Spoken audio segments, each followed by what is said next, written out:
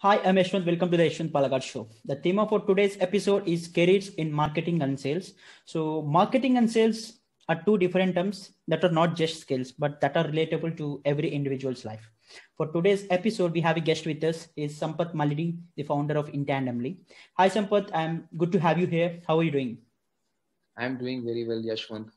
Thanks for having me on your show. Yep.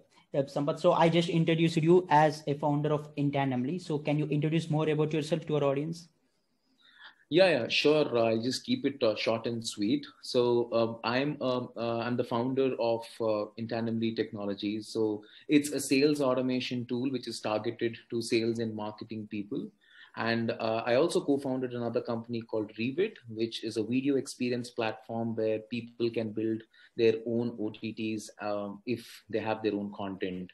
So, some fun facts about me: I am a salsa dancer and I'm also a father for two beautiful kids. That's pretty much all. That's nice.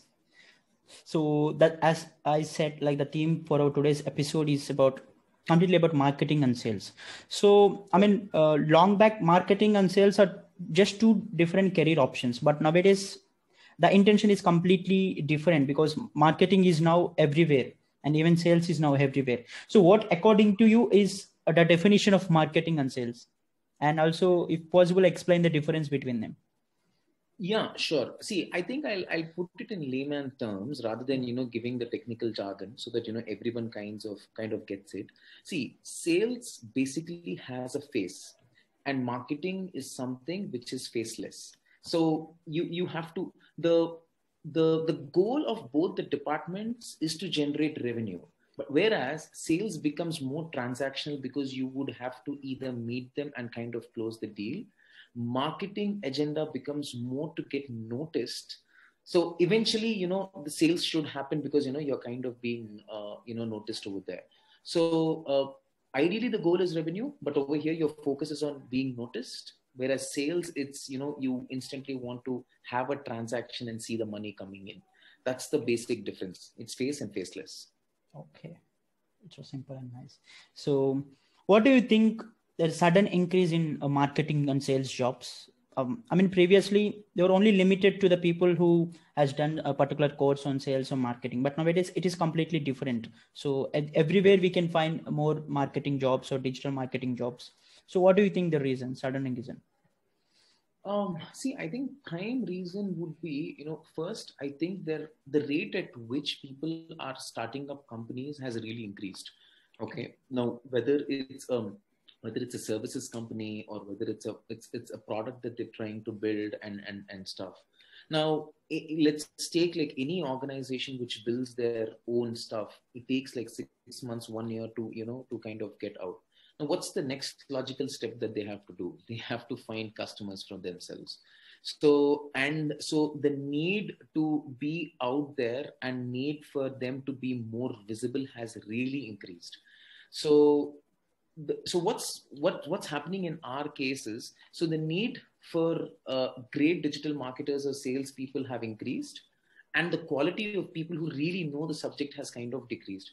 Because I think 5 to 10 years back it was mainly dominated with all the tech jobs and stuff. But I think slowly majority of the companies are recognizing that it's how you're getting into the market, for which there's a lot of you need great growth mindset talent, which needs to be out there. And I think that's the reason why you're seeing so much increase in sales and marketing. And it's not just restricted to startups over here. Now even look at any small mid-size companies who's been in the market for 10, 15 years. They also have to reinvent themselves. They also have to keep coming up with new products. That also takes a lot of marketing and sales effort. So I think it'll be an ever green field, if I'm not wrong. So, as a founder of a startup, so how do you feel yourself? I mean, like, facing challenges like, I mean, in the initial days of your career, so you might have faced some challenges in marketing and sales. So, Yeah. can you tell us the main challenges that you have faced so far, and how do you recover from them? Yeah, sure. See, the thing is basically, I think before I started Intandemly, I was working for roughly maybe 4 to 5 years. I'm a major in marketing itself, and then I've always been in sales. So my first job itself was like a sales job. I was in technology sales and stuff. So I did not face a big issue when I was starting up my company, because for me finding customers was never an issue. Maybe I think there were more issues from the technology standpoint, because I'm not a technical person, but from day one, when I knew that I was actually starting this company, irrespective of the product being out there, I always made it a point to talk to everyone who comes in my way. Like I was just simply talking to them, like telling them what's it all about, what's the product going to be doing and stuff. And the more that you actually start talking to, at least one or two in them will really click and become your customers too. So irrespective of where your product is, just make sure that you're talking to people. And this doesn't need, I mean, don't focus on marketing when you're starting off. Marketing is, it's a different, be a sales guy. Knock on doors, or just write a cold email, give them a LinkedIn message. People will respond to you. Talk to them and start learning better. Marketing is something that you can start focusing a little later. So that's the same thing when we did. First 2 years it was all sales, and then we started focusing on marketing. Yeah, makes sense. So nowadays, when we talk about marketing, there is a lot of hype surrounded over digital marketing. So what do you think? Is the digital marketing really the future? See, I'll answer that question in a different way, Yashwant. Now, see, once Bill Gates, what he said was, if your company is not a internet-based company or a tech company, you will be out of business soon, because everything is becoming so digital, everything is becoming internet-based.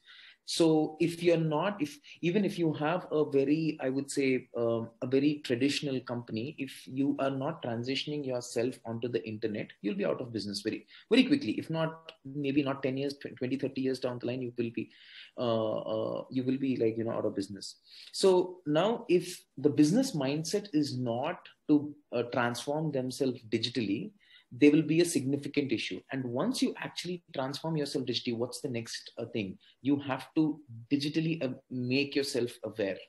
Like today, if you look at it, anything, any service, any product that you want, you have it from an app. Anything, you name it, you kind of have it. So I would say that more than what's going to be future, it will become mandatory for sure. You have to make yourself, or a company needs to be well equipped to promote themselves digitally. It can be anything. There are a lot of free ways, there are a lot of other ways that you can do it, but that's a mandatory step at this point of time. So the future is definitely big. Yeah, makes sense. So I mean, well, talking about education qualification, so in order to get into marketing or sales, so is MBA really mandatory to get into marketing or sales jobs? Not at all. In fact, I think I'll give you a small story. So I have one colleague, who works with me. It was exactly like 3 years back. She came in and she said that she wants to pursue her MBA in Bangalore, and then she wanted to kind of invest. I mean, because it's because certain universities are very expensive. It was costing her quite a high amount.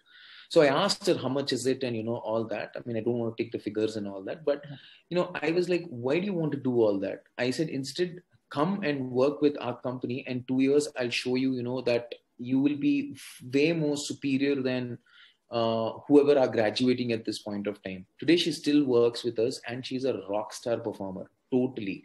Because I think the way she handles the demand generation, the way she gets, she understands, how to navigate and get the right buyer. She's really, really good at it. So not exactly, Yashwant. The problem is, in fact, the real issue is when you are majority of the middle class, if they're pursuing MBA, they pursue an MBA and then they take a student loan. Okay. And when you take a student loan, that means for the next 3 to 5 years, you're supposed to be repaying that money back. And when you have a debt on your mind, there is no way that you can really explore and try out something new. Okay. So unless and until you're getting into an education so that, you form a good alumni, you have a good peers that, that you maybe collaborate with in the future. I'm not a big fan of that education because everything can be learned today online. Yes. They're like wonderful podcasts, they're YouTube, they're books that you can actually learn. In fact, if you ask me, what I would suggest any student is, say, suppose if they're in their graduation or anything like that, maybe if they're in their final year, they should actually offer free internship of them working with any startup, telling that, hey, you know what, I'll help you with marketing or I'll help you with sales, give me a 6 months free internship. Any startup would accept that. With that experience will be way more valuable than, they paying something like 10 to 15 lakhs for a degree, and then repaying that amount, and all that. Trust me, they'll make way more money that way too. So it's not that I'm anti-education. It's just that I feel when you're young, you can explore, and you can explore more. So that's my take. True, Sampath. So I can also relate myself to it because I'm also from Yeah. engineering background and I'm into digital marketing now. So Okay. yes, it was true. Oh yeah. See, you're a good example now. Yes. Like irrespective of the background. So whatever it is, like we might be a student or an employee working for some other thing. So how important it is to have knowledge on marketing and sales? See, it's again, we can't. It is very important. It depends on what you want to do with your life.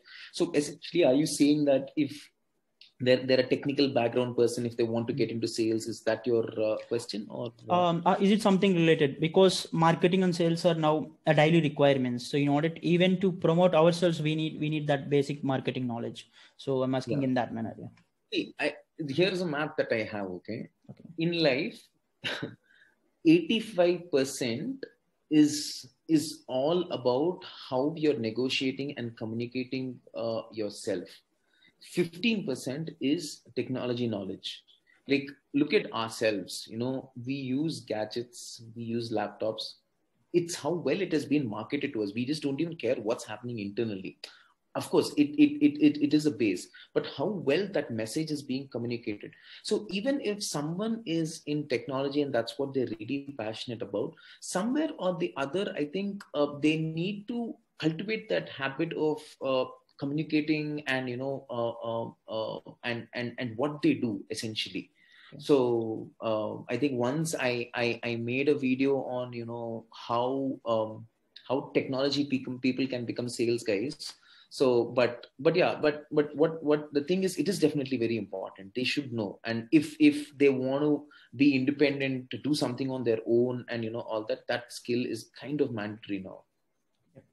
Like, I mean, adding to that question, so I mean, as you said, like how to switch from a technical background to a person with marketing or sales background. Okay, see, that's a topic that a lot of people asked me also. That's why I made that video. But I can repeat a few pointers that I mentioned.